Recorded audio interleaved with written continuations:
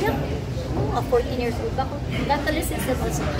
Being a Catholic kid as a school. Ilang taon ka nung una mong na-feel na Bisexual? 14 ako. Weird. Kasi gusto ko lang makasama yung kung sino yung magaganda doon. Pero syempre ako kumakanta ko sa school. Then, hindi pa masyadong open that time. 90s. Masyadong open. Ay, hindi pa ganun ka, Nadja-judge pa. Syempre, ang makikita doon yung mga trans lang, makikita. Pero yung being Christiana, hindi masyado. Although meron. Kanina siya rin na-mention nyo na parang wala kayong palang magpapansin. Is it because married ka pa? Wala kang palang magpapansin? Hindi. Kasi yan yung pinapromise ko kay Sweetie. Hanggat buhay sila, huwag mo nang pakasal. Yan yung respeto. Siyempre, respeto ko rin sa kay Tito. Kasi kung gano'n siya respeto sa gusto ko at hinayaan niya ako, although masakit yan sa pero sinuportahan niya. Shereen, pwede ba? Tanong ka na rin, speaking of Sweetie, kasi isa rin sa mga napag-usapan yung pagka-out mo. Paano mo na-handle yun nung nagsabi siya sa'yo? Yung nagsabi siya bilang isang kung part okay ng lang LGBT. Well, she told me when she was only 12 years old. Oh, okay. She changed her name to Levi. Sabi ko, hinayaan namin, magdamit siyang lalaki, nagputol ng buhok, hinayaan. So after that stage, nagka-girlfriend siya, ganito, sinuportahan lang talaga namin. Hanggang sa niya-realize na, Mommy, I'll go back to being pretty girl. So ginana until now, nagka-boyfriend siya. So, sabi naman niya, fluid lang siya. Kahit sinong nagmamahal daw sa kanya, babae man o lalaki sa kanya. Any advice? Matagal na lang sa Hindi, bago lang din. Sinasabi ko lang din sa kanya na parang ganito ako. Nakita mo ba na normal? No. Asa nahalata, nalaman? Syempre, halata bilang dati pa. Lately lang yan. Tagal na.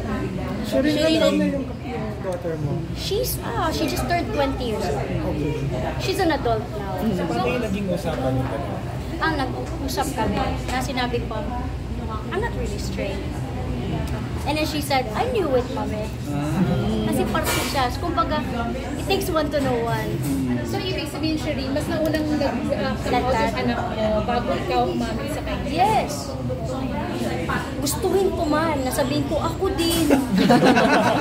Parang teledrama. Uy, ako parang barkada lang kami, ako din. Pero pinigilan mo pa din? Kasi I'm a mom, hirap ba? Kumbaga, I will raise her na tanggap ko siya. Hindi ko din inisip na tanggap din niya ako, ganun. Kasi pwedeng ganun siya, pero hindi niya tanggap yung nanay niya, ganun. So, kailan nangyari yung sinabi mo sa kanya yung sexual preference mo talaga? Mga After niyang sabihin sa mga ilang years after nung nagka-thyroid cancer ako. Kasi parang gusto ko lang talagang sabihin sa kanya siya lang, pinaka-open, nakaunang kaalam. Pero hindi pa kayo ni Melo? Hindi pa, bago na kami ni Melo. So, nung time sinabi ko, do you like girls for me? Of course I like girls. Pero, syempre, then hindi pa alam ng nanay niya. So, hanggang sa nag-open up ako sa kanilang dalawa talaga. Magkasama sila? Sabi ko, sweet, ako na, ready na ako, sweet boy daddy. So, ganito kami, parang kami naging barkada na rin. Nag-open up. Shereen, ano na nang masasabi mo sa mga parents na in case na dumaan sa ganitong klase? Sa mga parents, actually, pero talagang, well, it takes time. Parang it takes time to understand and accept your kid being like that. Kasi para baka feeling mo, mali yung pagpapalaki ko. It's not your fault. It's the innate self of that person, your child. So, tanggapin mo. Kahit na mahirap tanggapin. Kasi you don't know how your child is struggling.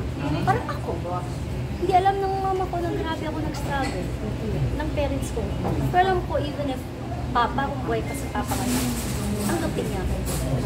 Shereen, nag-isa ka ba sa mga hinayang para kay Charisse Pepenco na naging grade scientist? Nasabi nga, naka-apekto sa career niya yung Actually, hindi naman ako naniniwala sa kanya. Ang importante sa kanya, happy siya sa ginawa niya, go lang. Basta